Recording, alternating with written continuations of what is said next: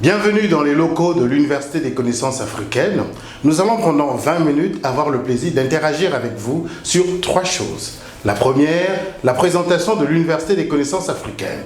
La seconde, nous allons parler de la pensée stratégique endogène africaine. Et enfin, nous aurons le plaisir de vous présenter l'Institut national d'intelligence stratégique ainsi que les formations qui ont été mises en place pour actualiser les compétences des experts congolais. Monsieur Passy, en l'espèce, est le président de l'Université des connaissances africaines. L'Université des connaissances africaines est une réponse africaine face aux exigences de la mondialisation et aux évolutions endogènes africaines.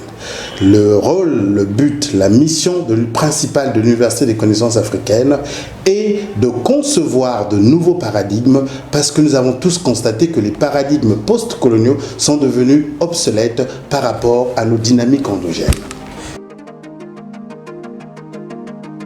Les 3 objectifs de l'Université des connaissances africaines sont: la première, la production de nouveaux paradigmes face à l'obsolescence des paradigmes post-coloniaux, au regard des évolutions endogènes africaines, comme je venais de vous le dire.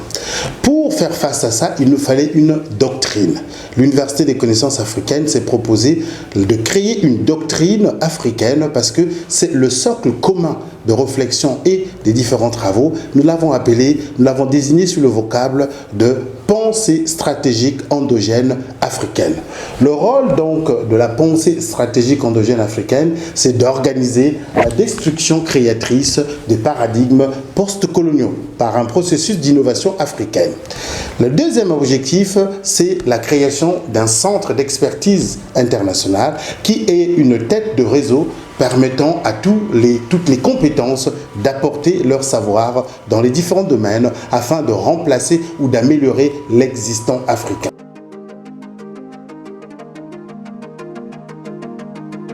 Nous avons conçu un fonds de dotation qui a effectivement pour mission de financer les différents projets en cours d'exécution tant en Afrique qu'en France.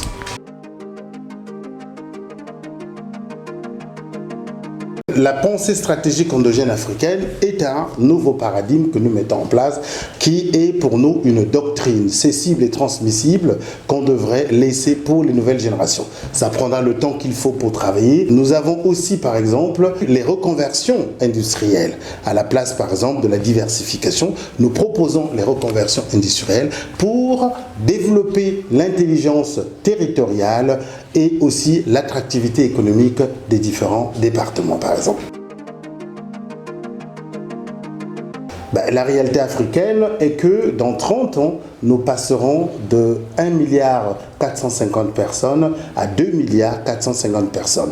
Ce qui fait de l'Afrique la 2e puissance démographique au monde. Comment allons-nous interagir avec les autres si nous n'avons pas, par rapport à cet énorme marché, les moyens de discuter, d'échanger? Comment allons-nous pouvoir travailler si nous ne disposons pas d'une compréhension de nos propres situations? Il ne faut pas oublier qu'il y a plusieurs dynamiques endogènes africaines qui sont à l'œuvre. L'Afrique est devenue un continent qui attire. L'Afrique est devenue aussi un exportateur de produits manufacturés, par exemple, on ne le savait pas.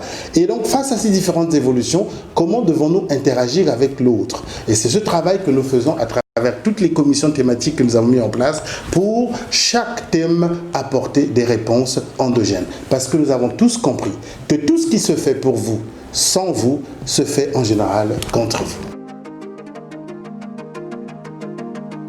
Il y a un courant qui souhaite mettre en avant, avec Kizerbo et d'autres philosophes, qui souhaite la reconnaissance des savoirs endogènes et des connaissances endogènes. D'accord? Nous sommes l'université des connaissances africaines. Nous sommes donc un agrégateur de toutes ces connaissances-là pour pouvoir concevoir la pensée stratégique endogène africaine.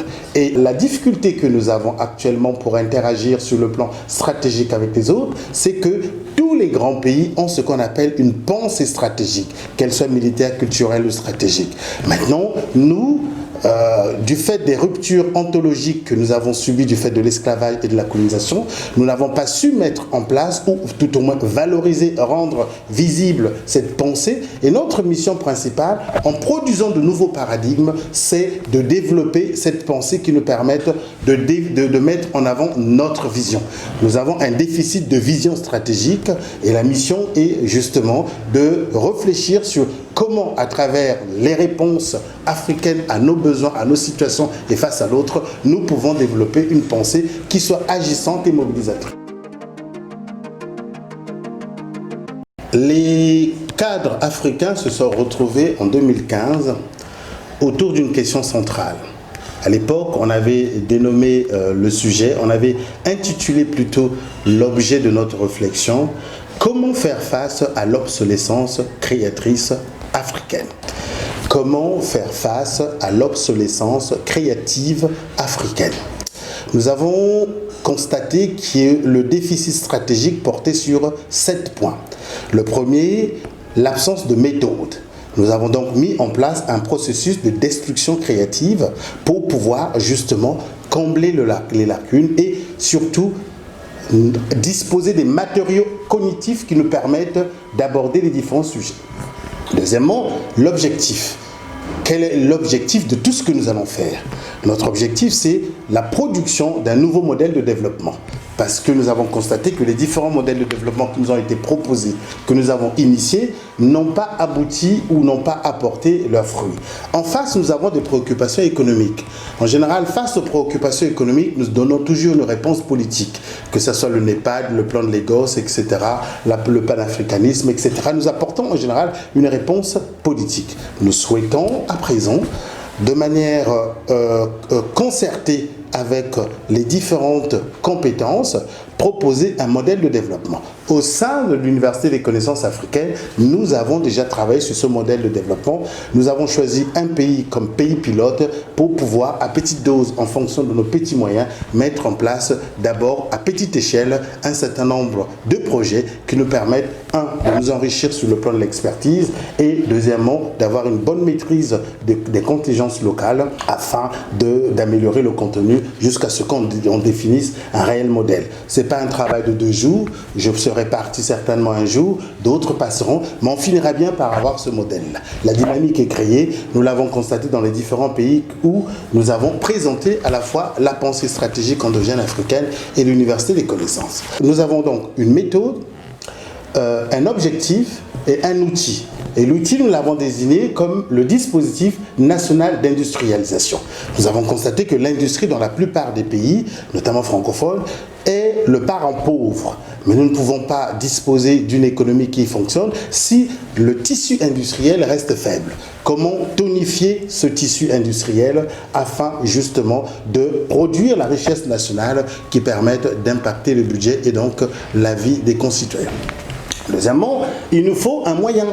Parce que vous avez beau concevoir tout, si vous n'avez pas d'instruments financiers dédiés au soutien des projets, vous aurez du mal. Donc nous avons conçu un fonds unique industriel qui va être, dans sa mise en œuvre, chargé de financer les différents projets avec la multitude de partenaires financiers qui pouvaient exister et surtout les véhicules de financement que nous aurons conçus. Enfin, nous avons une structure, il nous faut une structure. Et nous avons, au sein de l'Université des connaissances africaines, mis en place ce qu'on appelle la nationale stratégique. La nationale stratégique est une tête de réseau chargée justement d'abord d'attirer au sein de cette nationale stratégique toutes les compétences utiles et nécessaires selon les besoins, selon la méthode, selon l'objectif, selon les différents outils à notre disposition. Nous avons une stratégie, parce que vous ne pouvez pas fonctionner sans ceci, il n'y a pas de stratégie. La stratégie, pour rendre réalisables toutes ces évolutions ou tous ces projets, il nous faut donc faire ce qu'on appelle une reconversion industrielle. Nous pensons que la reconversion industrielle, pour nous, est un nouveau paradigme qu'on va exploiter. Nous avons déjà conçu les dispositifs industriels de développement. Nous avons déjà dans nos cartons pas mal de projets en rapport avec ça. Il nous reste simplement les véhicules de financement à rechercher et à développer, qui intègrent la rareté de ressources publiques et aussi la difficulté des compétences internes, mais nous sommes en train de travailler dans les commissions pour pouvoir trouver une réponse. Enfin, vous ne pouvez pas mobiliser si vous n'avez pas de vision.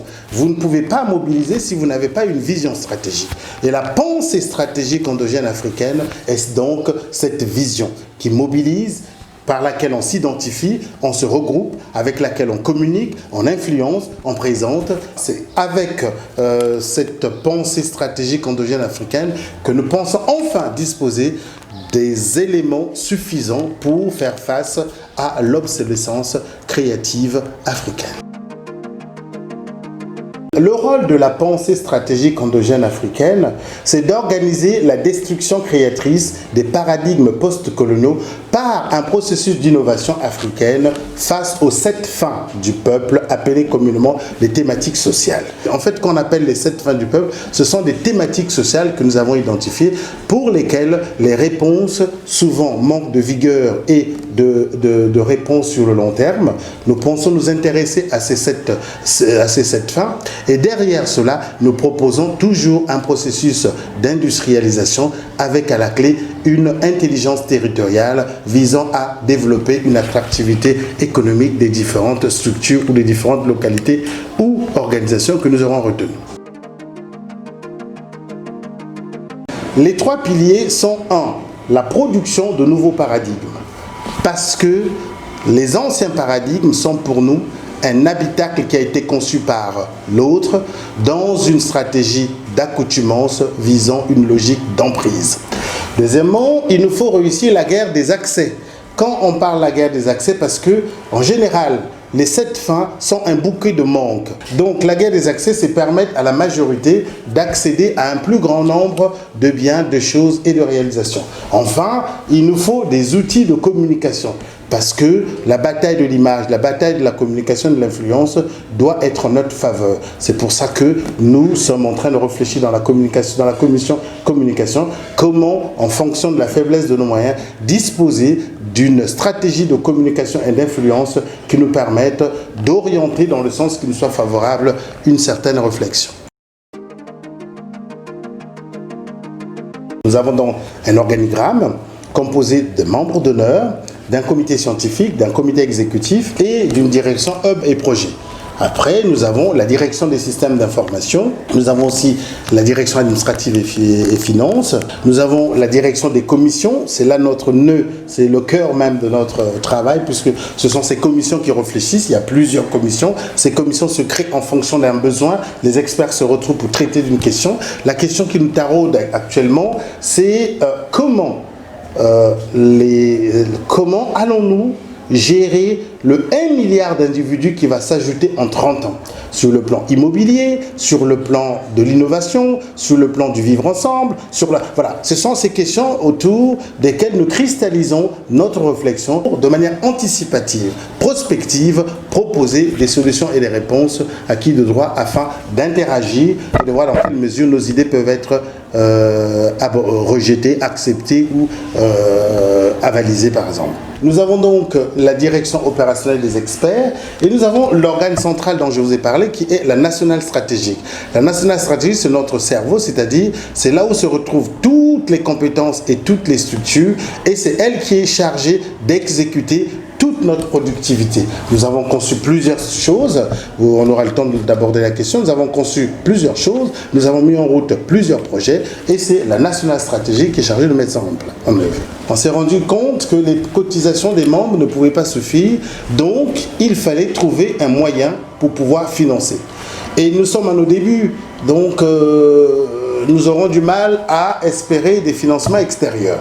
Pour résoudre ce problème, nous avons mis en place un fonds de dotation chargé de financer. C'est une structure distincte mais qui travaille avec l'Université des connaissances africaines, chargée justement de financer les différents projets et quelquefois de concevoir, dans le cadre soit du mécénat social ou d'un investissement autre, chargé aussi de concevoir les véhicules financiers qui pourraient nous permettre d'interagir avec nos partenaires, mais aussi de faire aboutir les différents projets. Lorsque nous avons conçu cette pensée, Il a fallu faire deux choses. Un, la faire connaître et tester les réactions du public. Nous avons eu le bonheur de présenter la pensée stratégique endogène africaine à Kinshasa auprès de tous les universitaires et certaines autorités. Nous l'avons présentée à Douala, nous l'avons présentée aussi à Yaoundé, nous avons présenté cette pensée stratégique endogène africaine à l'université de Cocody, à l'université Marien Ngouabi et aussi au public congolais. Vous savez que cette pensée, pour s'inscrire dans une dynamique et surtout dans le paysage audiovisuel des uns et des autres, il faut ce qu'on appelle la répétition. Donc, nous ne nous lasserons pas de présenter, mais comme les universitaires l'ont dit à plusieurs reprises, il faut un livre qui permet aux uns et aux autres d'interagir sur le sujet. Le livre est assez complexe, mais il doit être à la fois, parce que c'est un livre qui s'adresse à l'Algérien, au Sud-Africain, au Kenyan, au Congolais et au Djiboutien. C'est un livre qui doit parler le même langage à 53 peuples. C'est un livre qui doit traiter des mêmes questions, des mêmes préoccupations, d'où notre choix des 7 fins du peuple. Parce que la diversité culturelle, la diversité des langues, des perceptions, de pensée ne nous a pas fait perdre de vue qu'il y a des choses que l'on partage, que nous avons en commun du nord au sud, d'est en ouest. Ce sont effectivement ces 7 fins. Donc notre réflexion tournera autour de la réflexion visant à satisfaire ou à répondre ces 7 fins. Donc, la pensée stratégique endogène a été présentée à Londres auprès des investisseurs anglais. Elle a été présentée en Belgique, notamment à Bruxelles. Elle a été présentée à Paris à plusieurs reprises et elle est sur le point d'être présentée aussi aux États-Unis, parce que nous pensons qu'il nous faut intéresser les frères de la diaspora qui ont certainement des apports. À Paris, nous sommes une structure de pratiquement avec 80 sympathisants, dont la moitié des membres.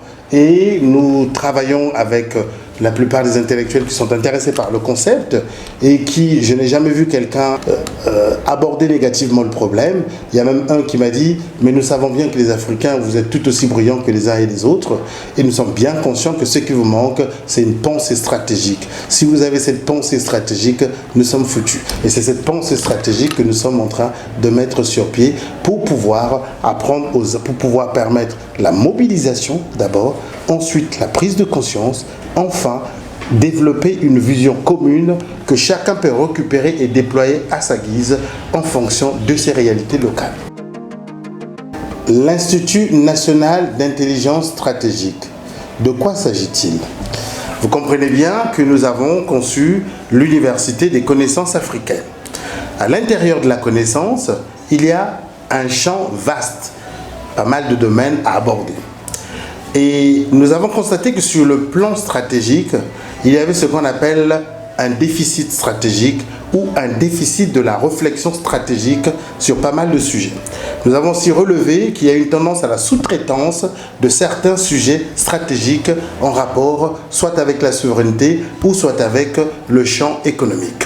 Pour pouvoir apporter peut-être pas une solution générale, mais notre pierre à l'édifice, parce que Kennedy nous disait ce dont on a besoin pour un intellectuel, ce n'est pas la critique, mais plutôt l'apport. Donc, nous apportons notre pierre à l'édifice de construction nationale en disant il nous faut maintenant, non pas importer des conseillers stratégiques, parce que le métier de conseiller est un métier stratégique, et donc, il nous fallait concevoir un début de réponse sur chaque élément constituant ce déficit-là. Pour le faire, il faut développer ce qu'on appelle l'innovation sociale.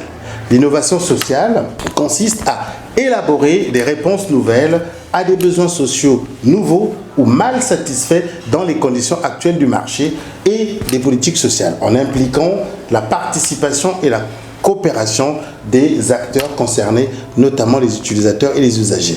La réponse sociale que nous apportons par rapport à ça, c'est de se dire le meilleur vecteur de connaissance dans toute situation, c'est la sensibilisation à l'information qui peut déboucher sur la formation purement.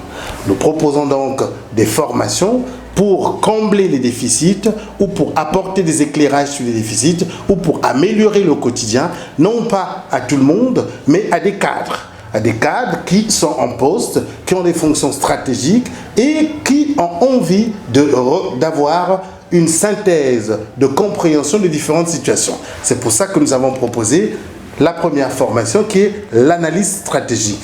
L'analyse stratégique, c'est 14 jours de formation répartis sur 2 mois, au cours desquels les cadres se réunissent généralement l'après-midi et le début de soirée pour disposer d'un savoir-faire, d'un savoir-être sur les questions stratégiques en rapport avec les matières premières, en rapport avec la géostratégie, la géoéconomie, pour pouvoir disposer de nouvelles compétences. En fait, c'est un enrichissement professionnel qui vise à donner aux cadres en charge des questions complexes les grilles de lecture, les capacités rédactionnelles portant sur les fiches stratégiques, les fiches de synthèse, etc.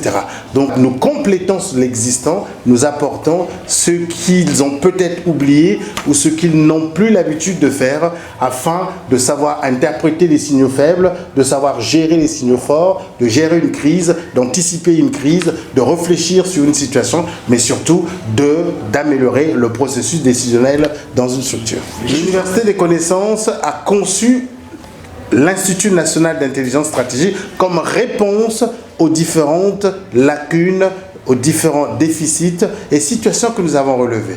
Nous avons constaté par exemple que nous avons une tendance à confier certains sujets à des experts extérieurs. Mais le métier de conseiller est un métier stratégique dans les autres pays, d'accord? Et nous pensons que nous pouvons non pas simplement importer, mais nous pouvons développer de manière locale des compétences capables de comprendre les enjeux grâce à de nouvelles grilles de lecture, grâce à une nouvelle approche, mais surtout grâce à une connaissance qui permet de mieux situer le Congo sur l'échiquier mondial. La mondialisation nous contraint à adapter nos réponses par rapport aux exigences de celle-ci. Notre mission est de concevoir de nouveaux paradigmes. Je n'arrête pas de dire il faut concevoir de nouveaux paradigmes. Parce que les autres ont eu leur siècle de lumière, ils ont conçu les nouveaux paradigmes qui ont permis de l'agir et le vivre ensemble. Et nous, après les indépendances, on nous a concédé un certain nombre de choses, dont la vision, la langue, la monnaie, etc. Il nous faut disposer de plusieurs référentiels. Il nous faut concevoir des réponses adaptées. Aujourd'hui, le numérique va retirer plusieurs marchés sur le terrain. Nous n'avons pas le même niveau d'industrialisation et de développement des autres. Comment nous nous positionnons pour adapter nos réponses par rapport à ces évolutions? Nous constatons aussi que la démographie est galopante. Les populations vont presque doubler. 30 ans, c'est rien, vous serez encore en vie. Et nous constatons que si ce n'est pas aux autres de le concevoir, mais ce n'est pas seulement à l'État de le concevoir, mais c'est nous, dans la société civile, d'apporter des éléments de réponse à l'État pour participer à la marche vers le développement. Donc, nous lançons un appel aux cadres africains pour qu'ils s'associent à nous. Nous avons au sein de l'Université des connaissances africaines des Tunisiens, des Marocains, des Algériens, des Sénégalais, des Camerounais, des Nigérians, des Kenyans. Mais malheureusement, nous avons très peu de Congolais, pour ne pas dire presque pas. Nous avons beaucoup de Français, etc.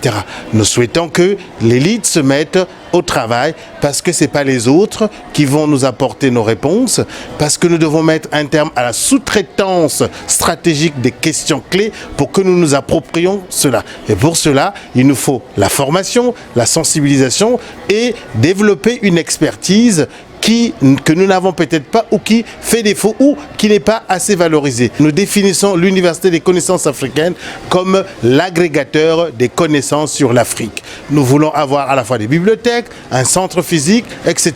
C'est une œuvre de longue haleine. Peut-être qu'un jour, je ne verrai pas aboutir cela, mais j'espère que d'autres vont prendre la relève pour construire cet ouvrage difficile, complexe, lent, qui nécessite des moyens incroyables, tant humains que financiers. Et je regrette parce que quand il s'agit de parler de moyens, quand il s'agit de travailler, nombreux commencent par le mauvais bout, c'est-à-dire l'argent, les finances, etc. Je pense que quand vous avez une idée, l'argent est à votre porte et pour ne pas dire dans votre poche. Il va falloir que nous puissions approfondir ces idées, les tester, les améliorer et après les rendre publiques afin que nous puissions disposer des financements nécessaires. Et cela est possible. J'ai vu l'accueil dans les différentes structures avec lesquelles nous avons travaillé. Nous constatons que l'Université des connaissances africaines est bien accueillie et elle fait partie d'une demande à la fois des autres et de nous-mêmes. C'est à nous de la structurer, de l'organiser, de la rendre vivante à travers tous les travaux que nous faisons. Je vous remercie.